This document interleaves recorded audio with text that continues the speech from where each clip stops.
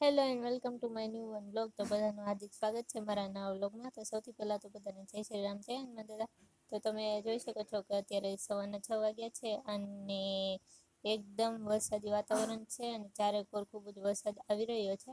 તો સવાર કેમ સવારનો છો વરસાદ મારા બધા પડી મિત્રો? રહ્યો તો છે. અત્યારે જો હું નાઈ ધોઈને ફ્રેશ થઈ ગઈ છું. આજે મેં જે માથું છે વોશ કર્યું છે, વાળ વોશ કર્યા છે અને અત્યારે હું જમવાનું બનાવી રહી છું. અને તમને મારો અવાજ જે છે થોડોક અલગ લાગતો હશે કારણ કે અત્યારે મને શરદી થઈ ગઈ છે, તોય પણ હું જે આ બ્લોગ છે બનાવી રહી છું.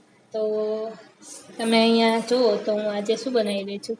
તો જે મઠ હોય છે મેં બાફી લીધા છે. તો આજે અમે મઠનું શાક બનાવવાના છીએ અને આજે છે ચોખા છે અને એની અંદર જે આ તમને દેખાય છે મસૂર છે, મસૂર. તો તમે લોકો આવી રીતે મસૂરની સાથે ચોખા મિક્સ કરીને એવા ભાત બનાવો છો કે નહીં મસૂરવાળા, મને જરૂરથી કોમેન્ટમાં જણાવજો. અને આ જે ભાત છે એની અંદર નાખવા માટે મેં બટેટા, ટમેટા, સિંગના દાણા ને એવું બધું કટ કરી લીધું છે. અને આ જે ડુંગળી અને છે એ મેં શાકમાં નાખવા માટે કટ કર્યું છે. તો જમવાનું બનાવીને હું તમને પાછી મળું અને હું તમને જમવાનું બનાવીને બતાવીશ કે કેવું બન્યું છે. તો આજે બ્લોગ છે એના એન્ડ સુધી જરૂરથી બને રહેજો. અને આજે ખૂબ જ વરસાદ છે અમારા શહેરમાં, તો તમારે ત્યાં વરસાદ છે કે નહીં એ પણ મને કોમેન્ટમાં જરૂરથી જણાવજો. તો અત્યારે બપોરના 12:30 વાગી ગયા છે અને હજી પણ વરસાદ આવી રહ્યો છે. તો તમે જોઈ શકો છો કે કેવા વાદળ અમારે અહીંયા આવ્યા છે અને તમે જોઈ શકો છો કે કેટલા કાળા કાળા વાદળ બધા જે છે એકદમ ઝટપટ જે જાય છે પાણી ભરવા. તો તમારા શહેરમાં વરસાદ છે કે નહીં મને કોમેન્ટમાં જરૂરથી જણાવજો. તો અત્યારે હું જમવા બેઠી ગઈ છું અને તમે જોઈ શકો છો કે જે મસૂર અને ભાત છે બંનેને મિક્સ કરીને ભાત બનાવ્યા તો કંઈક આવા ભાત બને છે. અને એની સાથે મેં લીંબુ લીધું છે કારણ કે લીંબુ ખાવું ફરજિયાત છે, માંદા હોઈએ કે ના હોઈએ.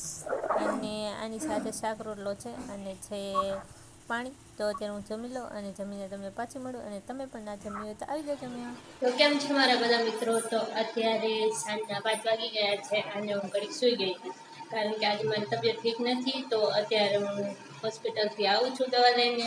એમ તો મને વધારે કાંઈ નથી થયું પણ મને થોડીક શરદી થઈ ગઈ છે. અને શરદીનું કારણ શું છે એ હું તમને જણાવું. તો શરદીનું કારણ એક જ છે, તમને હું શુદ્ધ ગુજરાતીમાં કહું ને તો મને છે ને ખાવાનો ભરભડિયો હોવો છે. તમે જોવો ને તો કાલ પરમ દિવસે મેં સોડા પીધી. હવે આવું વાતાવરણ છે તો ત્યાં સોડા તો પીવાય ને, તો મેં સોડા પીધી ઠંડી ઠંડી. પછી છે તે કાલ મેં 3-4 કેળા ખાઈ એટલે બધું અંદર શરીરનું ભેગું થયું, શરદી થઈ ગઈ. ને અત્યારે તમે જુઓ મકાઈ લીધી છે. તમે મકાઈ થોડીક બાફીને ખાવ. તો મકાઈ બાફી લઉં અને હું તમને પછી પાછી મળું. કોઈ દિવસ મેં આવી રીતે મકાઈ બાફી નથી. આજ પહેલી વખત અમારા ઘરે જ મકાઈ બાફીને બનાવવાની છું ખાવા.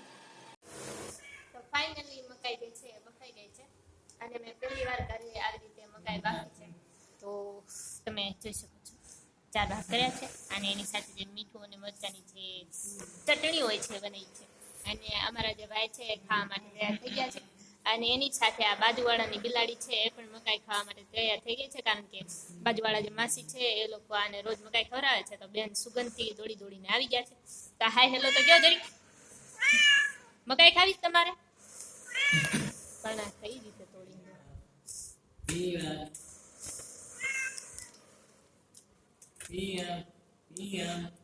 જો જો જો જો ખાવા મળી જો આમ છે.